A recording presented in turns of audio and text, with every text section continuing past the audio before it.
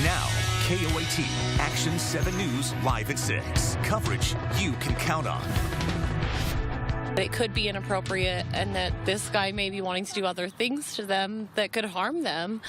A lot of you are keeping closer tabs on your kids after some creepy and scary stuff happened near Albuquerque schools lately. Nancy Laughlin checked in with APS to see what the district is doing about this. That's right, you guys. This stuff has a lot of you talking about what you can do to keep your kids safe. APS says all of it happened off campus, but they say they're asking APS police and APD to step up patrols around schools. I think it's creepy, yeah. Creepy that a guy is asking little girls to take pictures of their feet. APS says it's happened 3 times since October, and they say the guy was at it again this week. When I saw the police here, because I pick up my nephew, and I saw the police out here, I immediately thought, well, what if he had asked my nephew to do that? APS says they're increasing police patrols around schools. It was the first time that I had ever seen APS police behind a car out here, not on campus. And that's not the only scary thing going on. APS tells us Wednesday, when little girls were walking to school near Ladrones and Valley View, 2 guys threatened the kids with a gun. Then just last night, something similar happened near Binford Elementary. It's always difficult to tell if these are copycat reports or if, in fact, there's something going on out there. As far as the creepy guy asking to take pictures of girls' feet, police say it's not illegal, but parents tell us they're keeping tabs on their kids. Obviously, I keep an eye on my kids. I mean, the police are so overtaxed now with other issues. I definitely would like to see more police out here. Now, APD says they are investigating all these cases. As far as increasing patrols, they say they already patrol around schools. I did call APS police multiple times to see if they're stepping up patrols because of these cases, but I have not heard back from the chief. Back to you. It's been a rocky week for APS. Again, parents have received 3 letters this week alone. Here's a recap. First, on Monday, we found out a man was walking up to girls near Hoover Middle School asking to see their feet. The district sent out a letter after our story aired, and parents are now handing out flyers to neighbors. On Wednesday, APS says 2 men threatened girls near George I. Sanchez Community School, trying to lure them into their car. Parents also received a letter about that one. And then yesterday, a very similar incident at Mary Ann Binford Elementary in southwest Albuquerque. So what can you do to keep your kids safe? Well, we have some tips for you tonight. First, they should always travel in groups to and from school. If possible, let them have a cell phone so they can call you if need be. Also, know their route and know when they plan to be home. It's been a really, truly painful process, and we are sorry that parents are having to go through this. New tonight, Albuquerque Public Schools is defending why they cut your kids' athletic programs. And the governor calling this decision reckless. Action 7 News reporter Megan Cruz just spoke to Susana Martinez in Santa Fe. Well, the governor claims the district does have the money to save your kids' sports programs, but would rather waste the money on other things. Martinez says she had the public education department compile the numbers. $4 million what the district spends on 35 administrators who each make over $100,000. $81.7 million, how much APS has right now that is not tied to salaries and benefits. But APS insists they're bracing for a $25 million budget deficit next year. Do you start cutting counselors? Do you start cutting nurses? Do you no longer want to teach science? You have to make difficult choices. We've been cutting for years now. The money is in their accounts. They have just chosen to play political games instead and not give the whole story. And I'll be paying lobbyists and PR specialists $1 million a year. That would fix middle school athletics in a second. APS says it hopes to save middle school sports if the state forks over more money in the upcoming special session. If not, middle school sports, they say, will have to go starting in the fall. In Santa Fe, Megan Cruz, KOAT Action 7 News. We want to know what you think about all of this. How do you feel about these cuts and what the district and state are saying about them? Head to our KOAT Facebook page to tell us. We've also posted a link to a GoFundMe page raising money for middle school sports with an APS. Breaking news in southeast Albuquerque tonight. A man is in custody after heavy police activity. This was near Broadway and Arno this afternoon. Police believe it started as a domestic dispute, but that's all they're saying tonight. Officers are talking with neighbors to learn more. New on 7, deputies say an Albuquerque man admitted to trading child pornography. Back in September, deputies were emailed 2 sexual photos of underage children.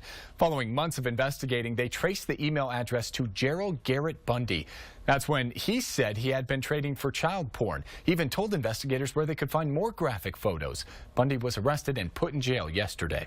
Well, it's a windy day across the metro. This is a live look from our press cam. It's shaping up, though, to be a pretty nice Easter weekend. Let's check in with weather anchor Matt Howerton. Yeah, and here's some things that are going to take away from this forecast as we move through the night here right now. As you get outside this evening, going to be really nice to get outside. Temperatures are really good, but like we said, it's going to be a little bit windy. You could battle some of that. Some storm chances in southeastern New Mexico, and your Easter forecast looking fantastic this weekend. Let's get to southeastern New Mexico right now. We are seeing some isolated showers and also some strong thunderstorms there in the southeastern part of New Mexico. Some storm clouds developing there. Nothing too crazy, though, for the most part of the region. We're not seeing any thunderstorm warnings right now, but you could see some isolated showers in that area if you live in the southeastern part of the state. Tomorrow we're going to start off chilly, and we'll see a very breezy day for most parts of the state, but the best thing you're going to have to focus on is the temperatures, 80s and 70s across the board. We'll talk more about the Easter forecast, too. I know you guys are looking forward to that. It's going to be a good one back later in the show. Back to you guys. Okay, thank you, Matt. An Albuquerque museum has a cool new project. They're restoring 2 iconic fighter bombers, but first they need your help. And we got to look at the jets today. They were used in the Cold War. The National Museum of Nuclear Science and History will repaint them and get them back to looking new, and they will eventually be put on display. We haven't painted these planes for almost 20 years, so it's high time to bring them back into condition so that they can be proud reminders of that time when they served our nation. But painting those planes is not cheap. Today, they launched a campaign on Indiegogo. They're hoping to raise $25,000. The museum's already raised more than $1,500. We teamed up with the Justice Network to bring down the worst of the worst criminals in our state. And with your help, this is working. I got to sit down with the face of the network this week, a man that you might recognize. New Mexico, we need your help to find these fugitives. The face of the Justice Network, John Walsh, most well known for helping catch more than 1,000 criminals as host of America's Most Wanted for more than 2 decades. Welcome to the premiere of America's Most Wanted. Not a light decision to be the face of a show again that brings down bad guys. Well, I had lots of threats over the years. These kids had to grow up, Callahan and his brothers and sister, with bodyguards, safety precautions, not telling people where we were going, and 2 different guys that threatened to kill me that were on America's Most Wanted, both were killed. One of them by the FBI. So I had to live with that. Every hour on KOAT 7-3, the Justice Network pops up a wanted criminal in our state. Walsh told execs the only way he'd sign on is if they did the same with missing children. 16-year-old Michaela Aguilar disappeared in April. Finding missing children is what led Walsh down this path as a human and victim rights advocate. I don't know who would do this to a 6-year-old child. His son Adam was abducted and killed back in 1981. No network or channel shows pictures of missing children. It's unacceptable. In the 1,000-channel universe, while nobody and 80% of missing children are recovered by pictures. So they wanted to do fugitives. I wanted to do missing children. I said, I'll do it if you show them. And the Justice Network now does show them at the top of every hour, the missing kids. Walsh said gives families of longtime missing kids some hope. You can see more self-driving cars on Albuquerque roads. Apparently, the Duke City is one of the best places in the country for those cars. A new report looked at driving habits across this country and decided smaller cities are better candidates for self-driving vehicles. New Orleans came in first, with Albuquerque coming in second. Construction could mess up your drive next week. It's all for the Albuquerque Rapid Transit Project. Rio Grande in Central, Coors in Central, and University in Central will all have major traffic shifts. And if you need to go to Presbyterian Hospital, you'll need to take lead or coal. There's also water work scheduled in Nob Hill and Old Town. Make sure to give yourself some extra time as you head out. Part of downtown Albuquerque is getting a new look. The old Bank of America building has a new owner, and they plan to turn it into a new development featuring shops, apartments, restaurants, and a brew pub. The entire project could cost $15 to $20 million. Just to strengthen my faith and to pray for those who cannot make it.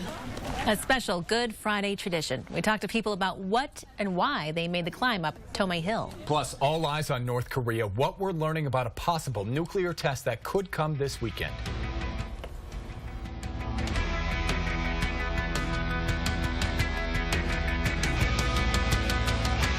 You're watching KOAT Action 7 News live at 6.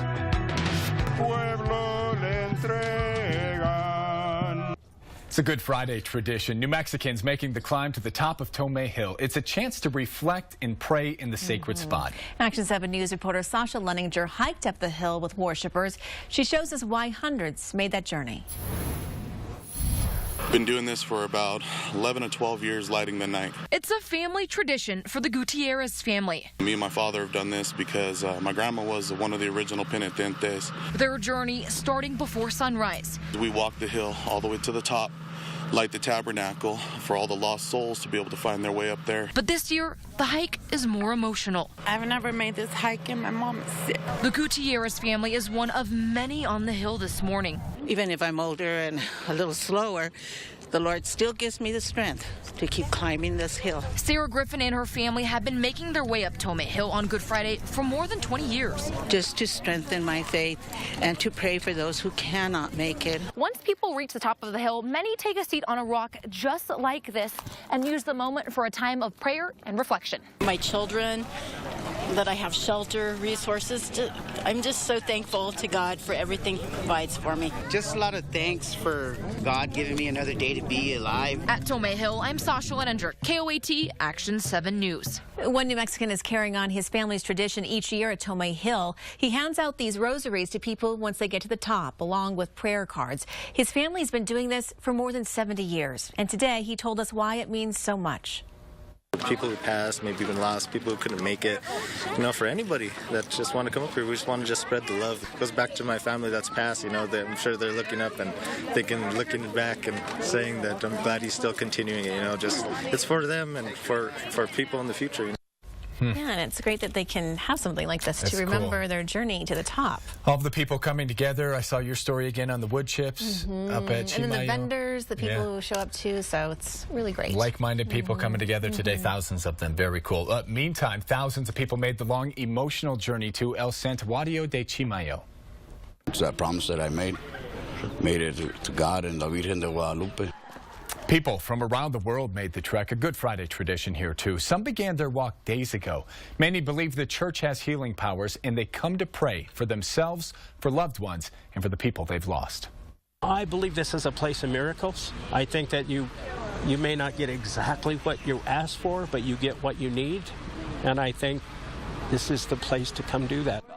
That man told us people who make the journey are not just looking for those miracles, but they want to thank God for having the miracles that they've already had happen in their lives. Services at Chimayo continue through Sunday. For more Good Friday stories, go to KOAT.com or open up that KOAT app and check out our Facebook page to watch our latest New Mexico Point of View story. We talked to a man whose works cover Chimayo. North Korea could be ready for a nuclear test this weekend. It comes just one day after the U.S. dropped the mother of all bombs in Afghanistan. ABC's Janae Norman is following the latest developments out of Washington. All eyes on the Pacific ahead of an anticipated nuclear weapons test in North Korea. North Korea is a problem. The problem will be taken care of. With global tensions already flaring, President Trump's tweets calling North Korea a problem and a menace that's looking for trouble may only be adding fuel to the fire. North Korea's vice foreign minister said Washington has become more vicious and more aggressive since Trump took office.